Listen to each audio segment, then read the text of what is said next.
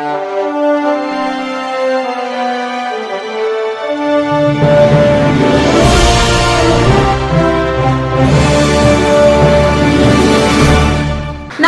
मी Shweta Pawar. City TV लाईव्हच्या बातमीपत्रात आपलं स्वागत आहे.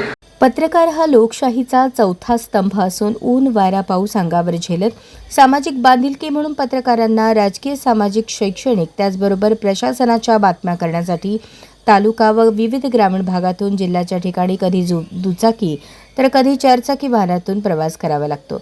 जिल्ह्याच्या ठिकाणी जिल्हाधिकारी कार्यालय, पोलीस अधीक्षक कार्यालय, जिल्हा परिषद, जिल्हा शल्यचिकित्सक कार्यालय, सिव्हिल हॉस्पिटल, जिल्हा आरोग्य अधिकारी कार्यालय, जिल्हा उद्योग कार्यालय तसेच विविध महामंडळांचे कार्यालय अशी अनेक शासकीय कार्यालये जिल्ह्याच्या ठिकाणी असतात.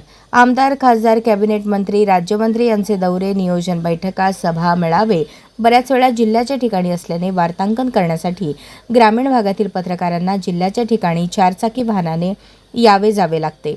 ग्रामीण भागातील काही पत्रकारांकडे चारचाकी वाहन असल्याने नेहमीच सोलापूरला वृत्तसंकलन करण्यासाठी टोल भरून यावे लागते.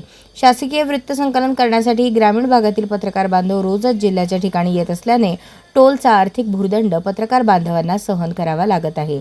याबाबत पत्रकार सुरक्षा समितीच्या वतीने 16 जून 2025 रोजी जिल्हाधिकाऱ्यांना निवेदन सादर केले होते. सोलापूर जिल्ह्यातील ग्रामीण भागातील पत्रकारांच्या चारचाकी वाहनास टोलमधून सूट मिळण्याबाबत पत्रकार सुरक्षा समितीने विभागीय आयुक्त पुणे यांची 12 सप्टेंबर 2025 रोजी भेट घेऊन टोलमधून सूट मिळण्याबाबत निवेदन सादर करून टोल मुक्तीची मागणी लावून धरली होती.